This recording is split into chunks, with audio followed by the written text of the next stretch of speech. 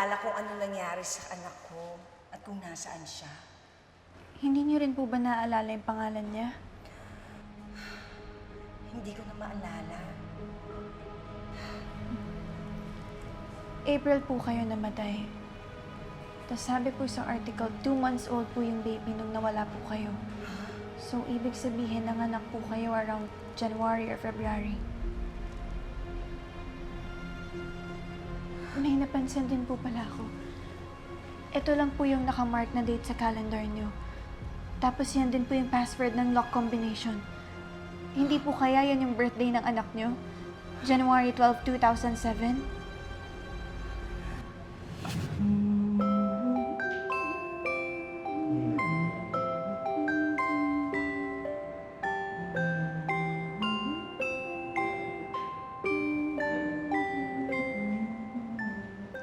Siya yung kinakantahan ko ng lullaby. May naalala ko. Parang mayroong burdang paru-paro sa lampin niya. Paro-paro po? Oo. Parang ganito po?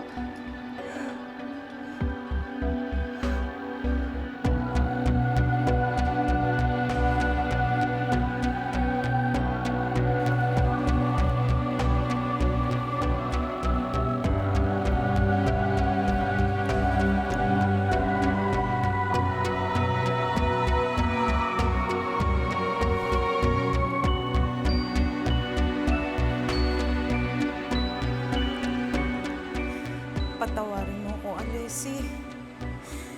Kasi alam ko masasaktan ka lang kapag nalaman mo ang totoong nangyari sa magulang mo.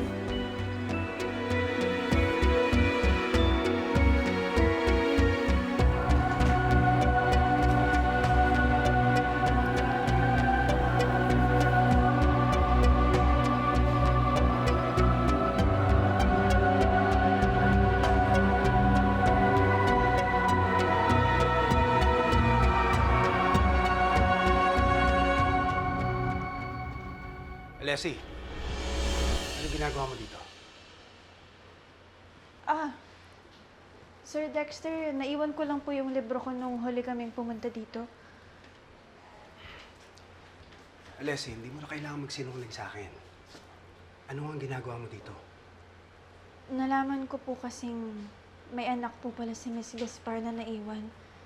Alam niyo po ba kung saan siya napunta tsaka kung ano pong pangalan niya?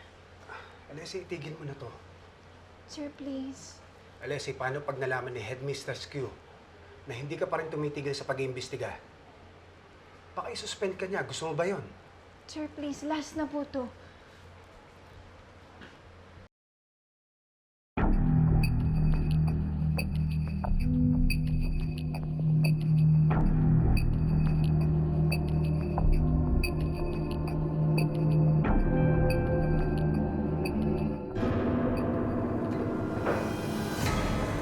Yes.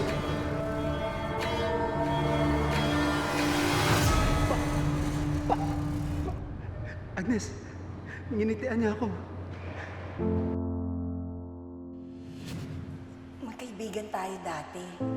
Kilala mo yung anak ko. Asan na yung anak ko?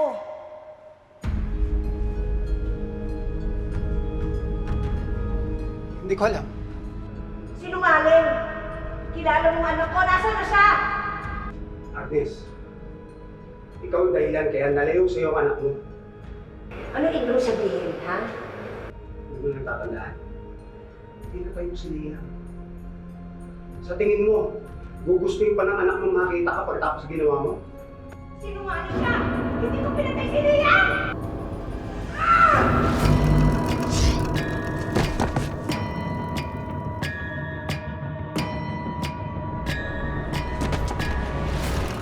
Sir Dexter! Sir? Sir? Sir?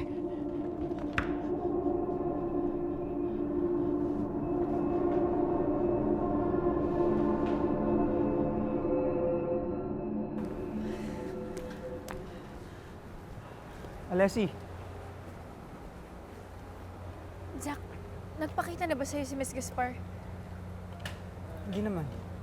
Bakit? Basta, Alessi, sandali lang. Namumutla ka. Nauna na ako. Alessi, ano ba nangyayari? Mahabang kwento. I have time.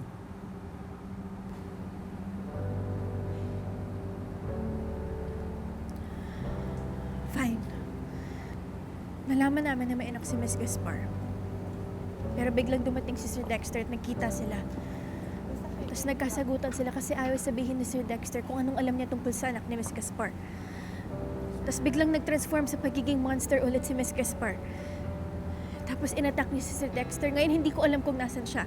Kasi bigla na lang siyang nawala. Ngayon hindi ko alam kung hinahanap pa niya yung anak niya or hinahanap niya si Sir Dexter, ina-attack na ba niya ulit. Ang dami na kasing nangyayari sa akin. Hindi ko na alam. Ang gulo-gulo na. Kalma, kalma. Dito lang ako, kalma. Okay? Huminga ka. Inhale. Exhale. Kalma. Kumalma ka. Ayos ka lang?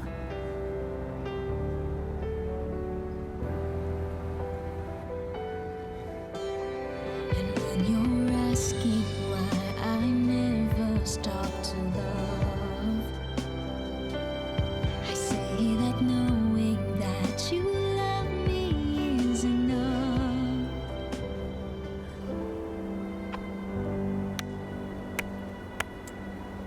Love Square Match? Ano to? K-drama?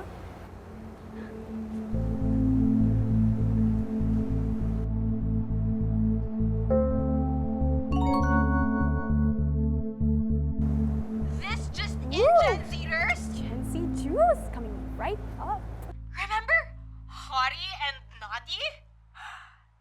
Turns out there's another E as in extra sa kanilang story. Just when you thought things couldn't get even more complicated, meron pang umi-eksenang third party. Let's just call him Doggy. Kasi, just like a loyal Aspen, he keeps on following Naughty around. Woof woof. I know you wanna pick. I'll send you the picture now. Oops, nasend. Hi. Grabe, no? Doggy's just like his spirit animal. Kontento na siya sa scraps. Which means, kontento na rin siya sa tira-tirang pag-ibig. Ooh. But my sources tell me that Naughty does not like Doggy. Woof, woof, woof.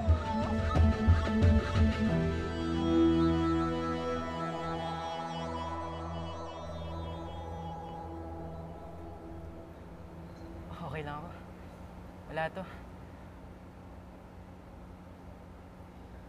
Guys, huwag kayong maniwala kay Gen Z. Hindi yun totoo. Magkaibigan lang kami nila yun.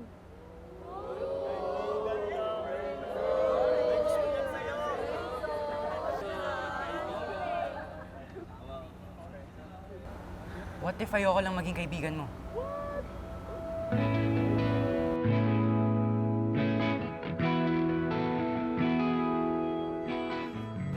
Wala yan, walang ganyanan.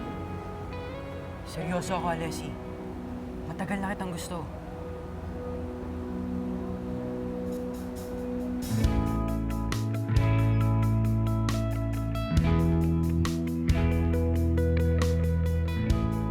Sorry, Leon, pero kaibigan lang talaga tingin ko sa'yo.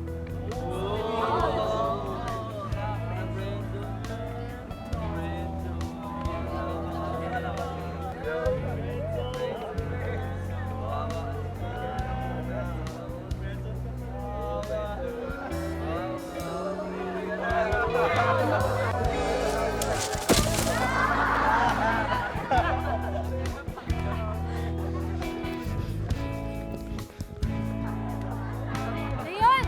Huwag na. Tayo mo nang napahamak. Tama na.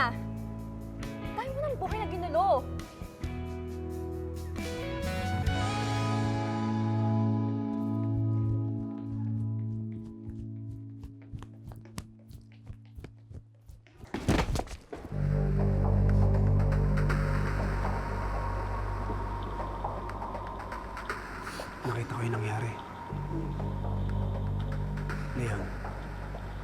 Kung kailangan mo ng kausap, nandito na ako.